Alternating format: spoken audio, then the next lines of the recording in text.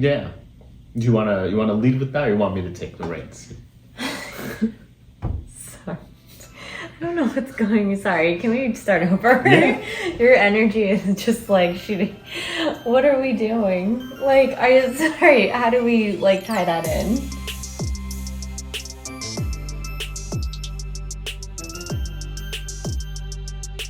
Welcome to the Gospel Truth. I'm Dean. And I'm Audrey, and this week we are celebrating the third Sunday of Advent.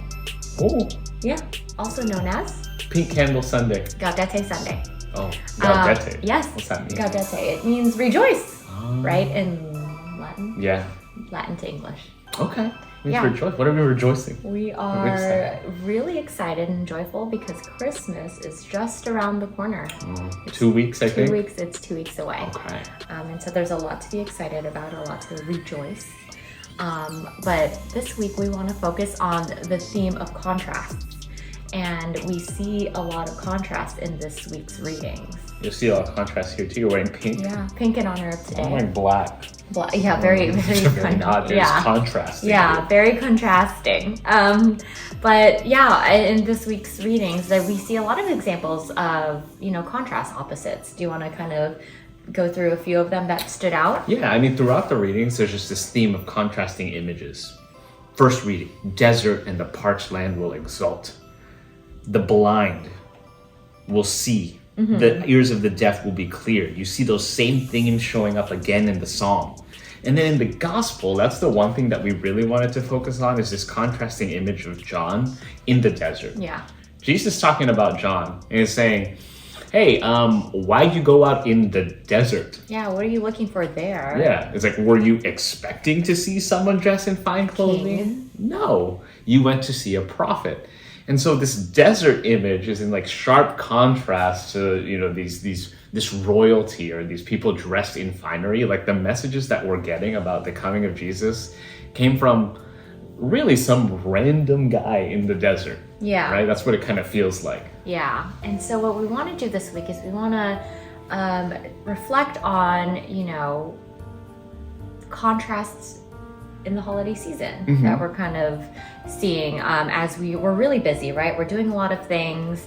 I think year after year, Christmas is just such an extravagant holiday, I think, here. And as humans, it's only natural. We want to get the lights. We want to celebrate, right? Jesus is born. And, I know I'm guilty of it, but like every year I buy more and more things to decorate our home with. We started off with like a tree, and then we get stockings, but I want new stockings, and I want new signs and new lights, and I've come across a few conversations with some colleagues, some friends, and they do the same thing too, and we're kind of reflecting on like, why do we do that? Like, we just want more. Do we feel like a little bored? Do we feel like what we currently have and what we're doing in the holiday season has lost its magic? So we search for somewhere to find more magic and add more magic into our lives during the holiday season.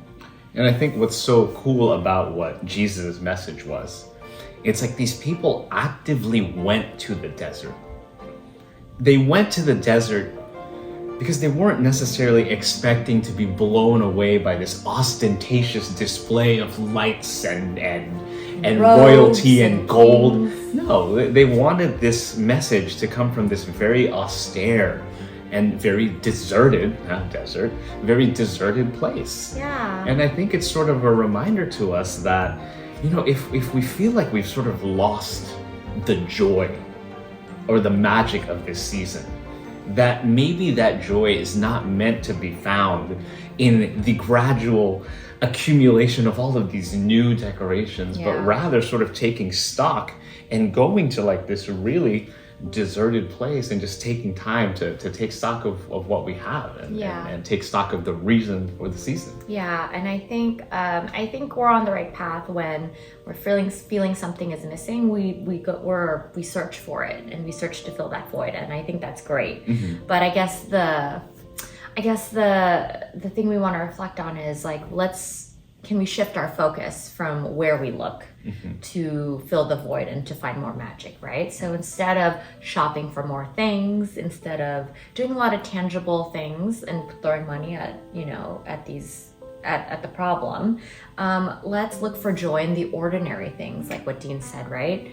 And what are some examples of I like that contrast. Yeah, very contrasting, right? So, what are some examples you think we could? Yeah, I mean, we talked last week about the importance of meditation and sort of listening.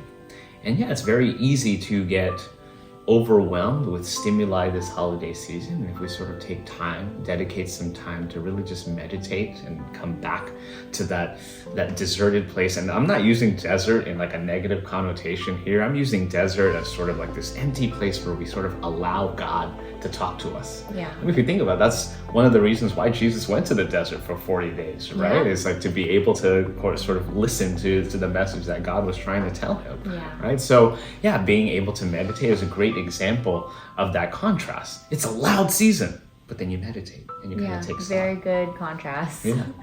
And again, to kind of continue, it's a good exercise for us to continue what we told ourselves we would start doing last week, right? So let's pray a little more and be thankful for little things. This weekend it was very rainy, and we had plans to do things and go out and do errands, but we were very grateful to be spending a cozy day and together as a family with our daughter and getting to really like just play with her and just have no agenda, just relax. And we're very thankful to be able to do that. So taking time in your day to be very thankful and to meditate on these simple moments that a lot of people aren't maybe as fortunate to have. We're very lucky, and we should rejoice in the blessings that we have, right? And so if we can look for joy in the ordinary things, there's a lot to like rejoice about.